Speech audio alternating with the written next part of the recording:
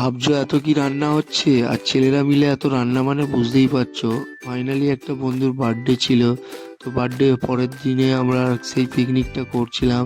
আর এইদিকে দেখো আমাদের পিকনিকের তোড়জোড় চলছিল। আর এইদিকে হয়েছিল ফুলকপির রোস্ট, শীতকাল মানে বুঝতে পারছো সবজি না খেলে হয়। আর এইদিকে গ্যাসের রাজা, সেটাও বুঝতে পারছো। ফাইনালি সবাই মিলে বসেছিলাম, আর এইদিকে দেখো সবাই আড্ডাও মারছিলাম। আর এদিকে আমাদের রান্না বান্না চলছিল। আর এদিকে চিকেন কষার জন্য মাংস মশলা আর গ্রেভি তৈরি হচ্ছিল। আর ওইদিকে আলু ভাজা হয়ে গিয়েছিল। আর এদিকে দেখো সবাই মিলে তোড়জোড় করছিলাম রান্না করার জন্য। এদিকে চাল ধোয়া ছিল। ফাইনালি কি করব, চিকেনটা তো তৈরি করতে হবে। তো চিকেনটা বানানোর জন্য এদিকে দেখো গ্রেভি করার জন্য দাদারা সব করছিল। আর এইদিকে দেখো একটা বন্ধু সে হালাইকার হয়ে গিয়েছিল।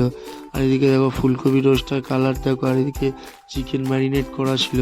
আর গ্রেভিটা কেমন হয়েছে প্লিজ বন্ধুরা কমেন্টে জানিও। এদিকে গ্রেভিতে টক দইও দেওয়া হচ্ছিল। আর এদিকে দেখো খুব সুন্দরভাবে রান্না করা হচ্ছিল। আর বন্ধুটার বার্থডে ছিল বলে তো খুব মানে কি বলবো, আনন্দ হচ্ছিল। আর ফাইনালি দেখো এদিকে আমার একটা বন্ধু বসে বসে দেখছিল কখন চিকেন রান্না হবে।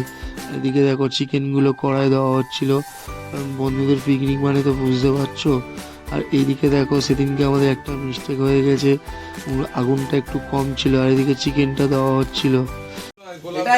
বল আমি কি খাবো না, আমরা কি খাবো না? ভালোবাসার খাসি